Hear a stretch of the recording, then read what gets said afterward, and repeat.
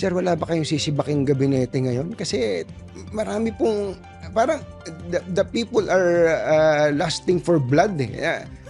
Parang ganun po eh. Yun yung pinag-uusapan natin kaninang, baka dapat mag-sample kayo para kayo katakutan din po. Baka mangyari yan. Dito nga sa ginagawa namin performance review, yun ang warning ko sa kanila, and that's what we will have to look at again. Kung talagang may nagkukulang o korap, kung talagang masyadong mabigat yung kanilang kasalanan, kasuhan na namin. Tignan natin kung ano maging resulta nitong Ang performance. bait nyo, sir. Ilang araw lang matapos ang interview na ito ng veteranong broadcast journalist na si Anthony Taberna kay Pangulong Bongbong Marcos, pinagpapasa na nito ng courtesy resignation ang mga miyembro ng kanyang gabinete.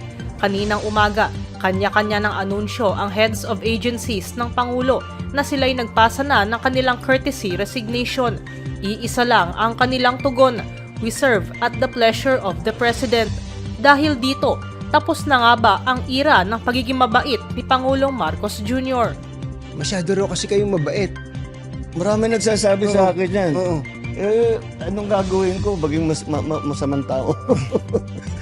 Ginulat ni Pangulong Marcos Jr. ang lahat kaninang umaga sa kanyang anunsyong magpasa ng courtesy resignation ang kanyang cabinet members para sa recalibration ng kanyang administrasyon matapos ang resulta ng 2025 midterm elections.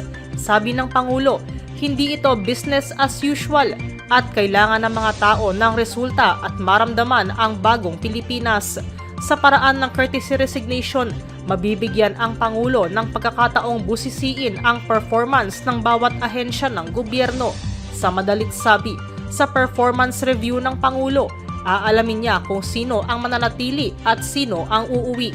Halos lahat ng cabinet secretaries ay nagsumite na ng kanilang courtesy resignation ngayong araw, kabilang si Executive Secretary Lucas Bersamin.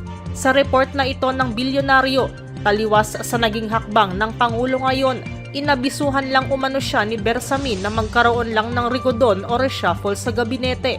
Ayon kay Bersamin, hindi naman daw kasalanan ng gabinete ang pagkatalo ng alyansa. Pero sa interview ni Katon Ying, kita sa mukha ng Pangulo ang pagkadismaya. Nitong katatapos lang na eleksyon, 6 sa 12 slate ng alyansa lamang ang nakapasok sa top 12 na sina Senators-elect Erwin Tulfo, Ping Lacson, Tito Soto, Pia Cayetano, Camille Villar at Lito Lapid. Para naman sa mga senador gaya na Coco Pimentel, Jinggoy Estrada, Tito Soto at Ping Lacson, tinawag nilang bold move ang ginawa ng Pangulo upang makapaghatid ng serbisyo sa mga Pilipino alinsunod sa direksyon ng bagong Pilipinas. Anong gusto nyo? Kayo ay kinatatakutan o kayo ay nire-respeto? I want to be respected, but maybe fear is better.